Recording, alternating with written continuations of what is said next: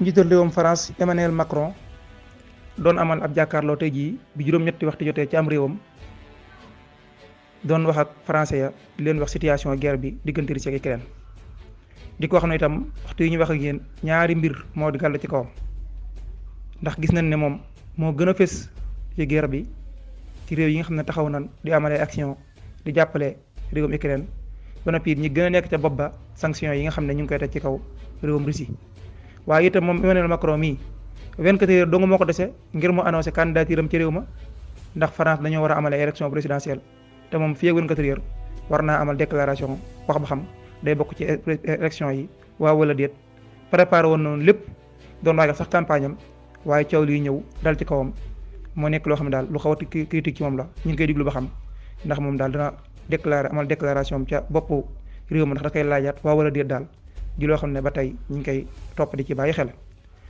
Emmanuel Macron de bi mu jëlee kàddoom li mu njëkk wax mooy na bëgg naa ñëpp xam ne ñun geeruñu ak waa Russie ñun geeruñu ak Russie ñun li ñuy geer li ñuy naqarlu li ñuy maanaam li tax ñu jug mooy lii métti li nga xam ne waa Russie ñu ngi koy teg ci kaw Ukraine daal lañ bëgg mu dakk ak tamit ñu itam ñu waagal suñu bopp ngir bàyyi xel dara bañ ñoo bett waaye nag am maa nag guerre ak Russie moom na ñëpp xam ne ñun geeruñu ak waa Russie na ko ñëpp xam. bokk na ci li mu wax moom Emmanuel Macron nee na ñun waa France daañu xool nu ñuy defee ba effectivement maanaam li ñuy def ci wàllum défense sunum réew armée ñu xool nu ñu ko yokkee ndax itam nag jamono ji laaj na ko waaye nag maa ngi xamal waa France yépp ne na ko ñëpp xam lii nga xam ne moo am ci diggante Russie ak Ukraine ba Europe gii jug tekkee sanctions yu bare ci kaw Russie itam na nga xam ne itam loolu ci ni mu gën a da wax ne mënta ñàkk faaw mu am ay dégâts sanctions yi ci kaw Russie ay dégâts moom ci croissance bi nga xam ne moom la réewum France di yokk ci wàllu économie moom dana am problème loolu la wax moom daal nee na xam na ne moom lii ñu def tamit ay conséquences dana ci am te mooy ne ko ñëpp xam ne mooy croissance économique bu réew mi tamit dana am gàllankoor ndax sanctions yi nga xam te ne ko ci kaw réewum Russie. Emmanuel Macron bokk na ci li mu wax nee na bëgg naa ngeen xam kan mooy Vladimir Poutine nit la koo xam ne moom addunaam moom xoolu ci dara lu may xeex waaw Poutine daal benn option la am mooy xeex moom xeex la xam xeex la bëgg xeex rek ci lay nekk Emmanuel Macron tey jii wax na ko déclaration bi bari na waaye dañ cee jukkani rek baaxee leen ko. Françaises, Français, mes chers compatriotes. Depuis l'attaque brutale lancée par le président Poutine contre l'Ukraine le 24 février, les forces russes bombardent Kiev, assiègent les villes les plus importantes du pays. Des centaines de civils ukrainiens ont d'ores et déjà été tués. Des femmes et des enfants ont été tués encore ce jour. Les jours qui viennent seront vraisemblablement de plus en plus durs. Des centaines de milliers de réfugiés fuient vers la Moldavie, la Pologne, la Roumanie, la Hongrie, la Slovaquie et progressivement le reste de l'Europe. Dans cette épreuve sans précédent, depuis nombre de décennies, nous nous tenons aux côtés de l'Ukraine. Je salue ce soir le courage du peuple ukrainien qui résiste sous le feu des armes. Et en votre nom, j'adresse au président Volodymyr Zelensky le soutien fraternel de la France. Il est aujourd'hui à la tête de son peuple si courageux, le visage de l'honneur, de la liberté, de la bravoure. Ni la France, ni l'Europe, ni l'Ukraine, ni l'Alliance Atlantique n'ont voulu cette guerre. Nous avons au contraire tout fait pour l'éviter. Vous le savez, j'ai depuis 2017 conduit un dialogue exigeant et constant avec le président Poutine. Et face à l'aggravation des tensions, je me suis rendu à Moscou, puis à Kiev, les 7 et 8 février derniers, pour rechercher des alternatives à un conflit armé. Plusieurs autres dirigeants européens ont d'ailleurs accompagné cet effort. Le président des États-Unis d'Amérique a manifesté quant à lui sa disponibilité pour négocier, après avoir rencontré physiquement le président Poutine en juin 2021 à Genève. C'est donc bien seul et de manière délibérée que, reniant un à un les engagements pris devant la communauté des nations, le président Poutine a choisi la guerre. Cette guerre n'est pas un conflit entre l'OTAN et l'Occident d'une part, et la Russie d'autre part, comme certains peuvent l'écrire. Il n'y a pas de troupes ni de bases de l'OTAN en Ukraine. Ce sont des mensonges. La Russie n'est pas agressée, elle est l'agresseur. Cette guerre est encore moins, comme une propagande insoutenable voudrait le faire penser, une lutte contre le nazisme, c'est un mensonge. Une insulte à l'histoire de la Russie et de l'Ukraine, à la mémoire de nos aînés qui ont combattu côte à côte contre le nazisme.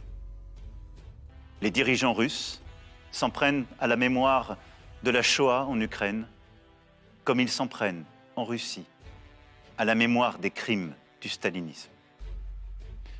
Cette guerre est le fruit d'un esprit de revanche, nourri d'une lecture révisionniste de l'histoire de l'Europe, qui voudrait la renvoyer aux heures les plus sombres des empires, des invasions, des exterminations. À cette violation flagrante de l'intégrité du territoire et de la souveraineté d'un pays européen, la France et l'Europe ont répondu immédiatement, unanimement, fermement. Nous l'avons fait en étroite coordination avec les Britanniques, les Canadiens, les Américains, les Japonais et tant d'autres pays. D'abord, en soutenant le peuple ukrainien, par des convois humanitaires, ainsi que par la livraison de matériel et d'équipements pour se défendre. Ensuite, en agissant avec les autres nations pour que les dirigeants russes entendent que le choix de la guerre mettrait leur pays au banc des peuples et de l'histoire. Une résolution a été votée au Conseil de sécurité des Nations Unies sur les violations du droit international commises par Moscou. Et cet après-midi même, l'Assemblée générale des Nations Unies a condamné par un vote écrasant cette agression. La communauté internationale a ainsi montré son unité. Les équipes sportives de Russie ont été exclues des grandes compétitions internationales et nombre de grands événements sportifs et culturels ont été annulés. Nous continuons et continuerons un travail acharné afin de conduire sur tous les continents les nations à condamner l'invasion, à exiger le cessez-le-feu et le respect des opérations humanitaires sur le sol ukrainien. Nous avons pris, de manière rapide et proportionnée, des sanctions à l'égard de la Russie et de ses dirigeants. Les avoirs de plusieurs centaines de personnalités russes proches du pouvoir ont ainsi été gelés en France et à l'étranger. Plusieurs grandes banques russes ont été exclues des systèmes de paiement internationaux, rendant impossible nombre de transactions et entraînant la chute du rouble. Les organes de propagande russes viennent de cesser d'émettre en Europe. Sur le terrain, nous nous sommes donné les moyens de protéger nos ressortissants en organisant le transfert de notre ambassade d'une ville l'autre en Ukraine et en permettant à tous les Français ou binationaux qui le souhaitent de pouvoir quitter le pays dans les meilleurs délais. Et je veux ici, en votre nom, remercier l'ensemble des diplomates, policiers, militaires et agents de l'État qui continuent de mener cet effort et prennent en charge nos compatriotes en Moldavie et sur les principaux points de sortie du territoire ukrainien. Je remercie aussi l'ensemble des journalistes qui couvrent avec courage le conflit et œuvrent ainsi à la liberté d'information de tous les citoyens du monde. Enfin, nous avons participé à l'effort dans le cadre de l'OTAN pour protéger la sécurité et la souveraineté de nos alliés européens en renforçant la présence militaire que nous avons déjà dans les États baltes et dans la région. Ainsi, plusieurs centaines de soldats français sont arrivés hier sur le sol de la Roumanie. Initiatives diplomatiques, sanctions contre les dirigeants politiques et économiques de la Russie, soutien à la population ukrainienne vont ainsi se poursuivre et s'intensifier avec pour objectif d'obtenir l'arrêt des combats. Mais pour autant, nous ne sommes pas en guerre contre la Russie. Nous savons tout ce qui nous lie à ce grand peuple européen, qu'est le peuple russe, qui a tant sacrifié durant la Seconde Guerre mondiale pour sauver l'Europe de l'abîme.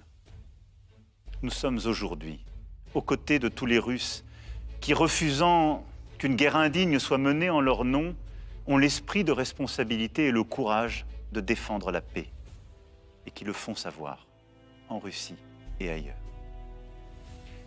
C'est pour cela que si j'échange constamment avec le président Zelensky, j'ai aussi choisi de rester en contact et resterai en contact autant que je le peux et autant que c'est nécessaire avec le président Poutine, pour chercher sans relâche à le convaincre de renoncer aux armes, pour aider autant que la France le peut dans le cadre des pourparlers en cours, et pour prévenir la contagion et l'élargissement du conflit autant que nous le pouvons. Les équilibres de notre continent, comme plusieurs aspects de notre quotidien, sont d'ores et déjà bouleversés par cette guerre et connaîtront des changements profonds dans les mois qui viennent. Notre Europe en sera bousculée. J'aurai l'occasion d'y revenir. Plusieurs centaines de milliers de réfugiés venant d'Ukraine sont et seront accueillis sur notre continent. La France prendra sa part. Et je veux ici d'ores et déjà remercier nos villes, nos villages qui ont commencé à se mobiliser, remercier nos associations qui aussi œuvrent pour accueillir dans les meilleures conditions.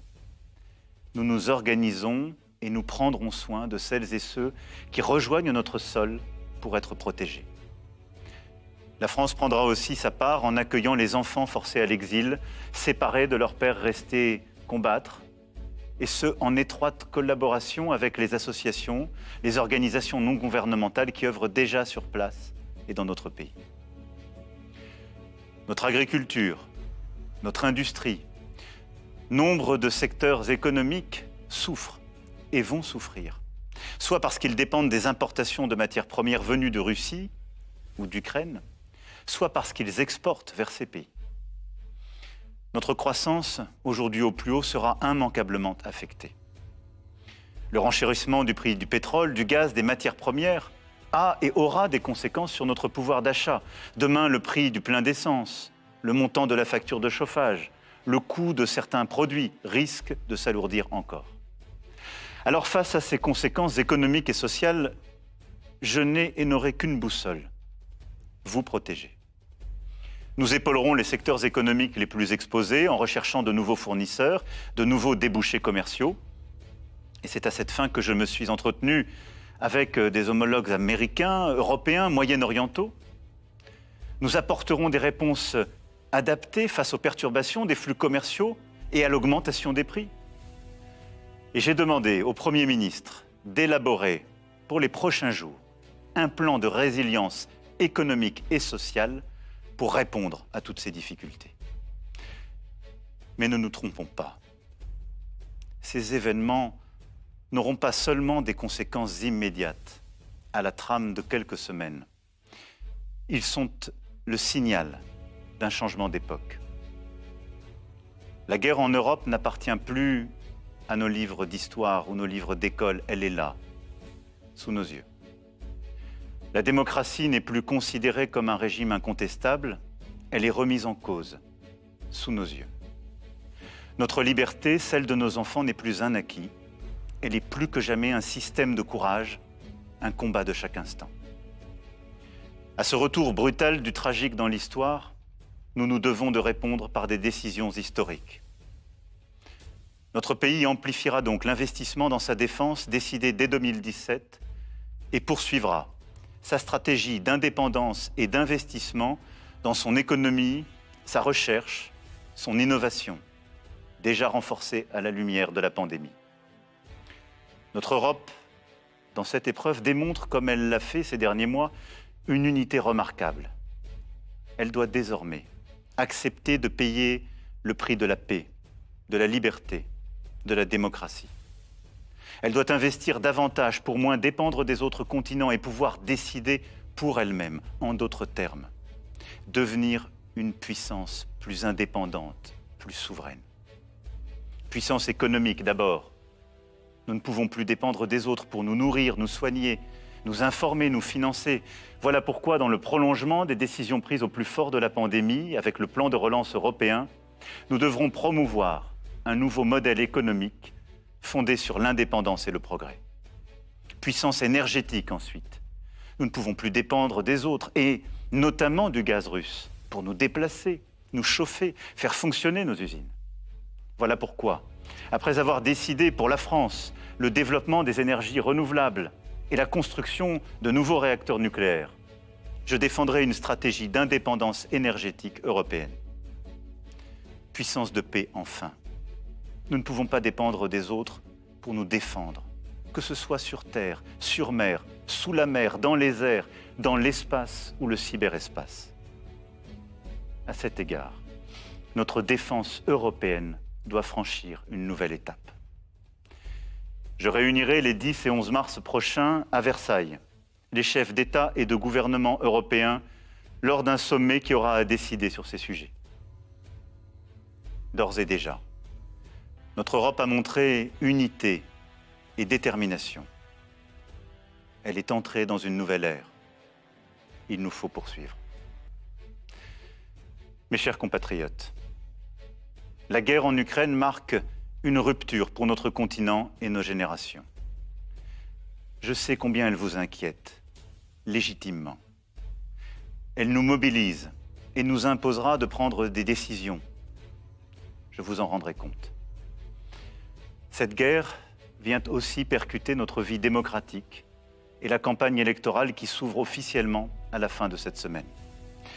Cette campagne permettra un débat démocratique important pour la nation, mais qui ne nous empêchera pas de nous réunir sur l'essentiel. Je sais pouvoir compter sur vous. Votre attachement à la liberté, à l'égalité, à la fraternité, à la place de la France dans le monde. Je ne cesserai jamais de les défendre et de les porter haut en votre nom. Vive la République. Vive la France.